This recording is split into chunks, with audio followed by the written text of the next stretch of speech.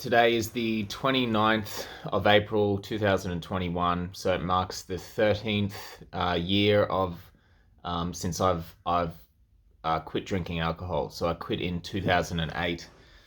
I wanted to make a video and just basically talk about my story, what I went through, how I stopped drinking, what it was like afterwards, and what it's like now. And I guess I'm doing this just sort of for my own benefit, just to sort of mark the occasion. And it'd be good to know that maybe this has helped some people out there. So and I don't want to give some of the typical sort of answers that people give, the standard, just hold strong, willpower, all that stuff.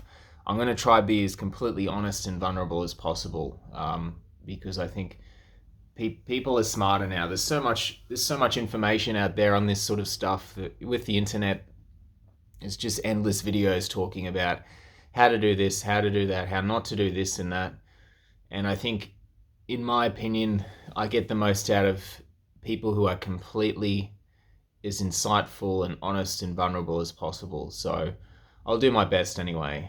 Um, so I started drinking when I was about 13, I think, and I had a pretty difficult childhood, which caused me to have a lot of anxiety and self-esteem issues and that sort of thing. So naturally, when I first drank, it just hooked me immediately. It was basically, I was a social person. I always have been, but I was just struggled with so many difficult emotions and anxiety that I couldn't function socially in a relaxed enough way in order to enjoy it, although I wanted to. So as soon as I drank, the first time I ever drank was a complete binge, and I was hungover for days, and that continued for years, where it was just on weekends where we would just binge, and I think that's a pretty typical thing for some high schoolers. And then as soon as I left home when I was 17, I just started drinking every day and didn't stop for years. Um, and yeah, it just fixed most of my problems. As soon as I would have a drink, I just felt that I became a completely better person. I was able to hold a conversation, I was able to communicate easily, and I was just able to do so many things that I couldn't do. The problem was that I couldn't do sober. The problem was that I just had this energy inside that didn't stop. It happened with everything, because I the alcohol led to a lot of heavier drugs, and whatever substance touched me, I just wanted more, and I would stop at nothing in order to get more and more and more. And yeah, I just I could not control it. And then eventually, I went right through a lot of addictions to a lot of different drugs, and eventually ended up um, very sick, and I'd lost so many things, jobs and friends, and heaps of stuff, and went through so many issues. Like, I took drugs until I experienced drug psychosis, drank until I was so sick, just blacking out, ending up in hospital multiple times in a night, stuff like that. It was just it was out of control. And then I remember reading this book called, it was an Alan Carr book called No More Alcohol, something like that. And I was completely ready to stop. I was just had enough by that stage. And it just basically, I can't remember what it said. It basically just confirmed the pointlessness of alcohol, in the sense of that it just doesn't fix anything permanently. It's a temporary thing that makes everything worse afterwards. So basically, I remember on the day, I think it was in the morning sometime, maybe 10 a.m., I was alone in my sister's house.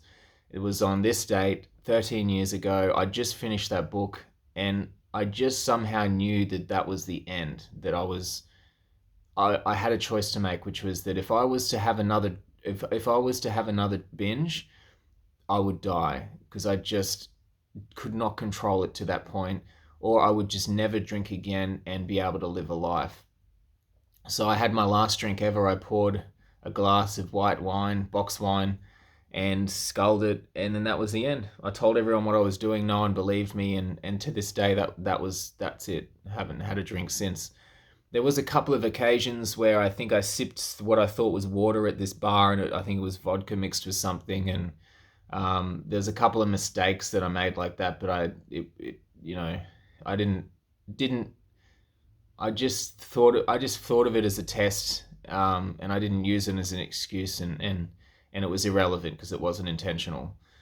Um, but yeah, when I quit, I mean, the thing I wanted to say is that when in order for someone to never drink or do drugs again, things have to be quite severe. A lot of people find out that I haven't drank or done drugs in so long, and they themselves may be experiencing some kind of issue. They ask how I did it, and the only answer I can give was that I was, in a sense, one of the lucky few that was so severe with the fact that I couldn't control it, that I didn't have a choice and I had to stop forever. I remember seeing a statistic one day that said that it was something like only 5% of people with problematic addictive issues can stop forever. And those people are the ones that are the worst in terms of like what I went through. And to this day, I consider it a complete gift that I was as bad as I was, because it means I get to experience a life of freedom. I am free from alcohol and drugs, and it's not an issue for me anymore. I don't think about it. And most people who have alcohol and or drugs in their life experience an issue of some kind in some way, maybe to do with money, or they drank too much, or it makes them feel like shit, or whatever it is, there is some issue, and that whole side of life I just don't have to deal with, and I'll never have to deal with it again, and it is a complete gift. I just had to go through what I did to do it. But the only honest answer I can give if someone was to ask me how to quit is that you've just got to be severe enough in order for it to not to be a problem.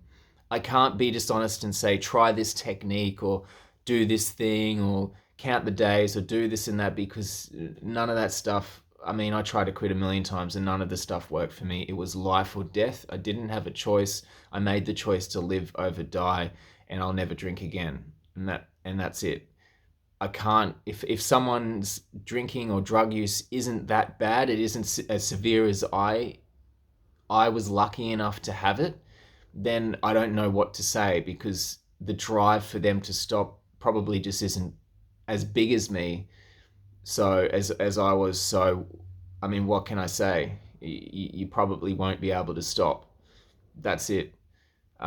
If you want to stop a little bit, and I mean, if it's a problem and you want to stop, but you want to stop a little bit but not heaps, you're probably not going to stop. You need to want it like life or death, and then you need to just stop and never do it again. It sounds, it's simple, but it's not many people get to experience that. In terms of me having drank and done drugs for so long, from the age of 13 until 23, what it was like stopping was, I remember the first 6 months was crazy. I just remember having these weird epiphanies.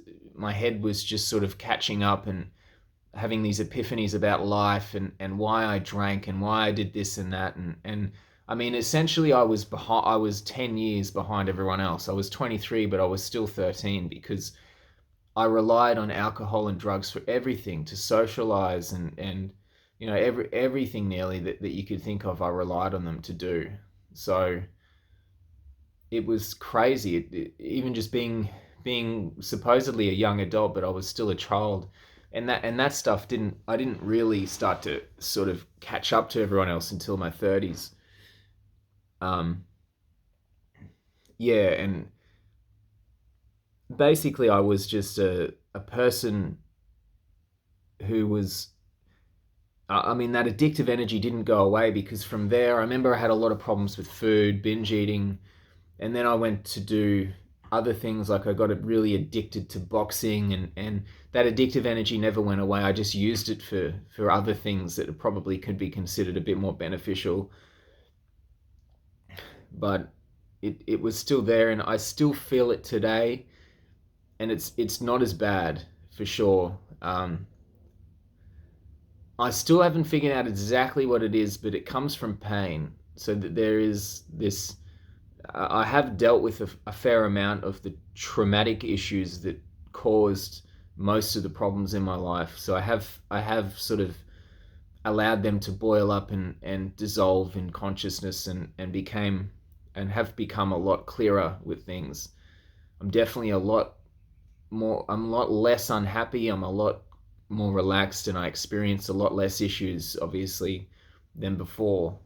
But in terms of the addictive energy, it can still be there in ways. And I believe addiction is a part of survival, so we all have it to some degree, because it makes sense that as basic as we taste something good, our body is motivated to have as much as possible because we don't know when we're going to eat again. And it's the same with drugs. It makes you feel good, and your body considers it a survival. It mixes it up with, food or whatever, the same sort of mechanism, and it just wants so much of it that, it can't stop. And it's just, for whatever reason, I think I just had a lot of unhappiness driving it, and which encouraged me to do probably a lot more than most people would. I just couldn't stop as early as most people would stop, because I just didn't want to go back to that completely unhappy natural state that I was in. But it's obviously more complex than that. But I mean, um, to really fix addiction, counting the days isn't going to do it. Quitting the alcohol and drugs isn't going to do it. It's just going to open up things so you can see them, because while you're drinking and while you're doing drugs, it's just because you're not you anymore. You have something affecting you, and I don't believe it's possible to heal while you're on the substances. So if you want to heal any unhappiness and traumas from your past, the first step is to get off every single thing that you're on. And I will include cigarettes and caffeine with that as well, because it's the same thing. And once your body's clean, you can then start to see the pain inside. So you can, and that's when the real work begins, because yeah, it can be hell, because most people have a lot of crying that they need to do, which can be so completely intense once you crack the sadness that's held within the body, generally within the stomach and the chest. Whatever hasn't been cried from when you're a kid or whatever, it can be so completely intense that it's very hard to deal with. And then once you start to see the traumas and the fear through looking at sensations and being relaxed enough in order to see these memories come up, so you can be with them and allow them to dissolve. It's not easy work, but I mean, it really, if you want to fix addiction, it is the only option. There is nothing else, because everything else, if you're just counting days, and if you're just doing a lot of yoga, a lot of mindfulness, if you're just doing, say, eating well and exercising all the time and trying to create healthy relationships and talking to yourself positively, all you're doing is massaging an already damaged body and persona. Sure, it sometimes might make you feel relaxed and all this stuff, but the damage is there, and you're just massaging around it. You're just sort of putting it in nice, comfortable places, or, feeding it nice food, or whatever it is. And it's simply not going to fix the issue. You're going to have an addictive and pained nature for the rest of your life. In order to actually fix the problem, you have to face it. So you have to face the pain. You have to do the crying. You have to let the traumas come up. and deal with them in order for them to dissolve. And it takes a long time, and it takes a lot of courage and a lot of experimentation with looking into emotions and sensations and thoughts. But that's basically it. You just dissolve it with your awareness, and then bit by bit, every little bit of your life just starts being put together again by, yeah, in a weird way, it things just come together because it's that's not the right way to say it, but things don't come together. It's just you resolve any issues that you would have with anything that could happen. So whatever happens, it's fine. It just starts becoming more like that. I mean, I'm not perfect. I have issues still, of course. This is a lifetime journey, but I do see there are moments where I'm peaceful. There are moments where my heart just feels open and full of love and joy. There are times when I'm calm, and there are times when, you know, I can I don't get as angry anymore, and my relationships are better. I can see the truth of things, and all that sort of stuff. It everything is better, and that addictive nature, it just sort of slowly is dissolving. And I mean, I do sometimes binge on food. It's not crazy anymore. It's not like it used to be. It's just a little bit, and I tend to be able to control that sort of stuff a bit better. The only drug that I would ever take is caffeine, and it just causes so many problems so quickly that I can't even do that. But even if I do take it, I can stop it. So part of me feels like that if I was to drink again, I could probably handle it better. It probably wouldn't be as much of an issue as it was. I could probably just have a few drinks and stop. But to be honest, I don't even want to try because it's so good not having it in my life. Just that, like I said before, that whole part of life that I just don't have to deal with anymore, and I'll never have to deal with it again. So so yeah, hopefully my rambling kind of helps some of you out there. I know it felt good getting it out, but I mean, what I wanted to end with is that quitting alcohol and drug use was the single most important decision that I made in my life. It was essentially, it was, I'm allowed to experience. The I get the honor of experiencing a life simply because I made that choice. Because I have no doubt that I would be homeless and crazy by now if I hadn't, or dead, most likely dead. So yeah, if I mean, if you're in two minds about doing it, all I can say is that if you do it, it's going to be the best thing that you've ever done for yourself. Thanks, guys. Thanks for listening. Have a good one.